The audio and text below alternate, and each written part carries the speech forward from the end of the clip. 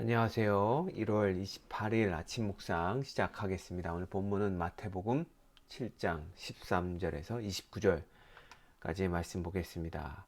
자, 오늘 우리가 묵상할 말씀은 예수님의 산상수훈의 드디어 마지막 결론의 부분이죠. 13절과 14절을 읽겠습니다. 좁은 문으로 들어가라. 멸망으로 인도하는 문은 크고 그 길이 넓어 그리로 들어가는 자가 많고 생명으로 인도하는 문은 좁고 길이 협착하여 찾는 자가 적음이라. 자, 좁은 문, 좁은 길이란 지금까지 예수님께서 말씀하신 모든 것을 지키는 것이 어렵음을 알게 해주는 비유적인 표현이죠. 이 좁은 문, 좁은 길로 걷는 것을 삶의 방식을 선택하는 것으로 이해하면 좋습니다. 그것은 예수님의 말씀대로 사는 삶을 선택하는 것이죠. 넓은 길은 많은 군중이 선택하는 그러한 쉬운 길입니다. 예수님의 말씀과 상관없이 세상 사람들처럼 내가 원하는 대로, 내가 하고 싶은 대로 살아가는 것, 그것이 더 쉽고 편한 길이고 그것이 넓은 길이라는 것이죠. 우리가 좁은 문으로 들어온 자를 편의상 하나님의 나라에 들어온 내부인, 인사이더라고 명명하고, 넓은 길을 선택한 사람을 하나님 나라의 밖에 있는 사람, 외부인, 아웃사이더라고 일컫겠습니다. 이 좁은 문에 대한 가장 좁은 문에 대해서 가장 잘 묘사한 이야기가 있는데요. 그것이 바로 철로 역정이라는 소설입니다. 많이 들어보셨을 것입니다. 기독교 소설의 아주 고전 중에 하나이죠. 꼭 읽어볼 만한 책입니다. 영국의 침례교 목사인 존 버년 목사님이 만들었죠. 그 철로 역정의 주인공은 크리스찬입니다. 그 이름이 크리스찬이에요. 그 크리스찬은 자신이 살던 성이 장차 망할 장망성이라는 사실을 깨닫고 어떻게 하면 구원을 받을 수 있을지 고민합니다. 그러다가 마을을 지나는 전도자의 인도를 받아 자신의 등에 무거운 죄의 짐을 진 채 좁은 문이 있는 길로 향하게 됩니다. 그리고 좁은 문을 통과하여 십자가 앞에서 그의 모든 죄짐을 내려놓게 된 크리스찬이 천사가 주는 새 옷을 입고 새 예루살렘 곧 천국을 향해 걷는 순례의 과정을 재미있게 그려놓은 소설이죠. 이 순례의 길을 걷는 크리스찬에게 천사가 조심해야 될 사람이 있다라고 말해주는데요. 그 사람이 바로 아첨꾼이었습니다. 그는 입에 발린 말로 그의 듣기 좋게 말한 사람들이 듣기 좋게 말하는 자였지만 실상은 순례의 길을 벗어나게 만들고 시험에 빠지게 만드는 거짓 선지자였습니다. 이 크리스찬처럼 우리도 좁은 문을 통과하고 걷게 되는 순례의 길에서 거짓 선지자를 만날 수 있습니다. 15절을 함께 보겠습니다. 이들은 거짓 선지자들을 삼가라. 양의 옷을 입고 너희에게 나아오나 속에는 노력하는 일이라. 자, 이들은 하나님 나라의 외부인이면서 내부인인 척하는 자들이었습니다. 그들은 양처럼 그렇게 보이지만 실상은 양의 탈을 쓴 이리들이었죠. 거짓 선지자를 이리로 표현한 것은 그들이 양들을 파멸시키기 때문입니다. 그렇다면 어떻게 하나님의 나라의 백성들이 양의 탈을 쓴 이리들을 구분할 수 있을까요? 16절부터 20절의 말씀에는 열매를 통해 분별하라고 말씀하십니다. 16절부터 20절을 읽겠습니다. 그들의 열매로 그들을 알지니 가시나무에서 포도를 또는 엉겅귀에서 무화과를 내겠느냐. 이와 같이 좋은 나무마다 아름다운 열매를 맺고 못된 나무마다 나쁜 열매를 맺나니 좋은 나무가 나쁜 열매를 맺을 수 없고 못된 나무가 아름다운 열매를 맺을 수 없느니라. 아름다운 열매를 맺지 아니하는 나무마다 찍혀 불에 던지느니라. 이러므로 그들의 열매로 그들을 알리라. 16절부터 20절은 두 가지 사항을 이야기하고 있는데요. 이 16절부터 18절은 포도나무에서 포도 열매가 열리듯 무화과 나무에서 무화과가 열리듯 좋은 나무에서는 아름다운 열매가 맺히고 나쁜 나무에서는 안 좋은 열매가 맺힌다는 것입니다. 19절부터 20절의 말씀에는 이 아름다운 열매를 맺지 않는 나무는 잘라서 불쏘시개로 만들 것이라고 그렇게 말씀하시죠. 다시 말해서 멸망당할 것을 말씀하고 있습니다. 자, 구약에서 거짓 선지자를 구분하는 여러 방법에 대해 설명해 주는데요. 하나는 그들의 예언이 이루어지지 않는다면 거짓 선지자라고 구분할 수 있고요. 또 하나는 예레미야 23장에 나오는 표현인데요. 이 비도덕적인 그들의 삶이 비도덕적일 때 그 모습을 보고 거짓 선지자임을 판단할 수 있다라고 말합니다. 20절의 열매의 의미, 그것은 본문에는 설명이 되어 있지 않지만 구약 성경을 통해서 놓고 본다면 도덕적이지 못한 비윤리적인 그런 삶의 모습일 가능성이 높습니다.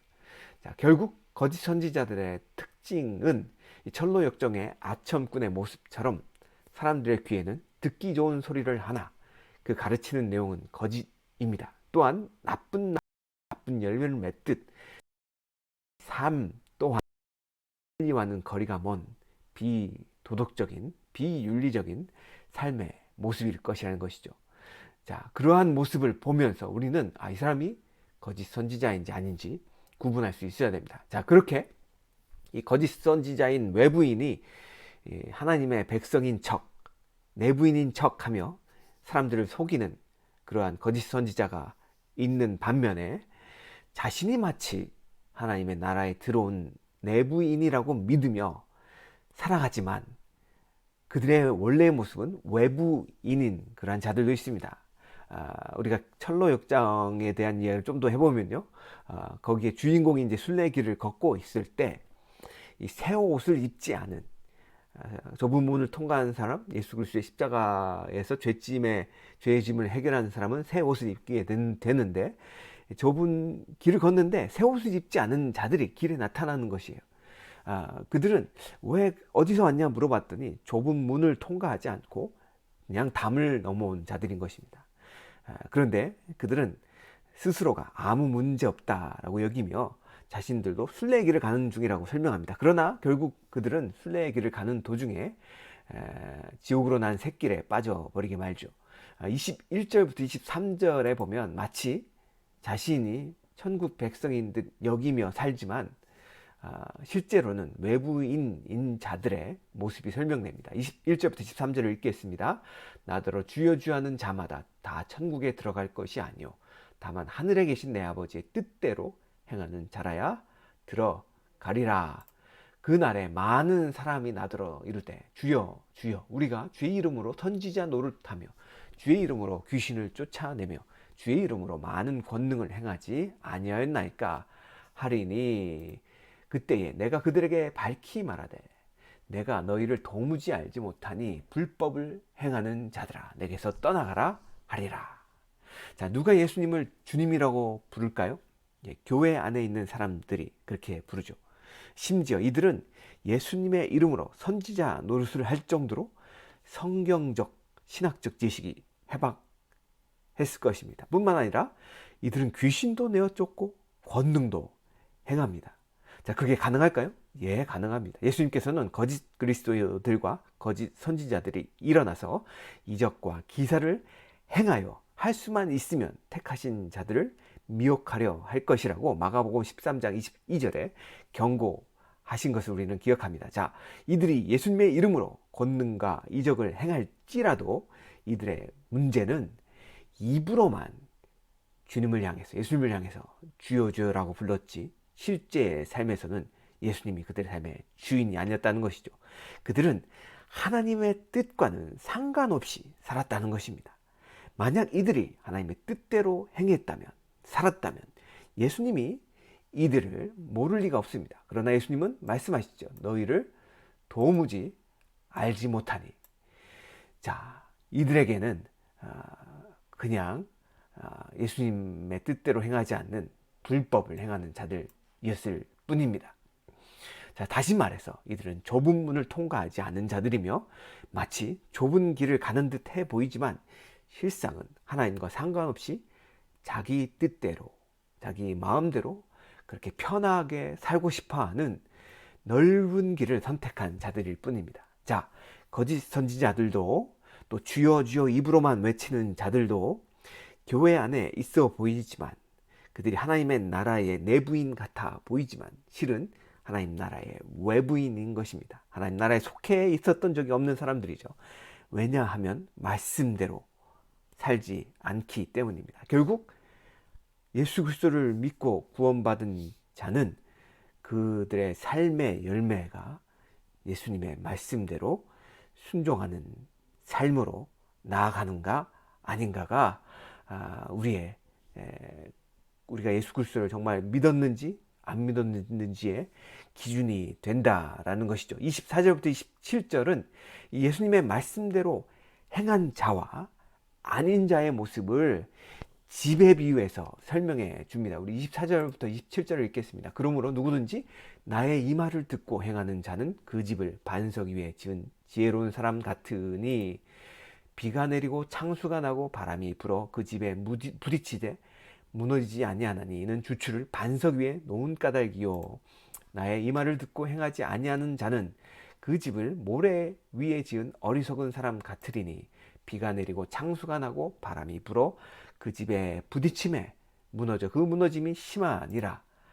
자, 24절부터 27절의 이 말씀은 예수님의 말씀대로 행하는 자들은 반석 위에 집을 지은 지혜로운 자라고 24절부터 25절은 얘기를 하고 있죠. 25절에 보면 이는 주추를 반석 위에 놓은 까닭이다. 자, 그들의 삶의 기준을 예수 그리스도께 놓은 자라고 말씀하시는 것이죠. 자, 그러나 반면 말씀을 듣고도 행하지 아니하는 자는 모래 위에 집을 지은 어리석은 자라고 26절부터 27절은 얘기를 하고 있습니다. 자, 그러나 이들은 공통된 특징을 가지고 있습니다. 이 반석 위에 집을 짓는 자들이나 모래 위에 집을 짓는 자들이나 이들은 다 집을 짓는 건축가들이었습니다. 둘 다 또한 뭐라고 하죠? 예수님의 교훈을, 예수님의 말을 듣는 자들이었습니다. 이들은 예수님의 말을 들었던 자들이었죠. 그러나 이들이 달랐던 점은, 한 사람은 예수님의 말을 듣고 행하는 자였지만 한 사람은 들었지만 행하지 않는 자들이었다는 것입니다. 자, 그렇게 한 사람은 지혜로운 사람이라고 평가했고 한 사람은 어리석은 사람이라고 예수님이 평가했는데, 누가 지혜로운지 누가 어리석은지 어느 때 분간이 될까요?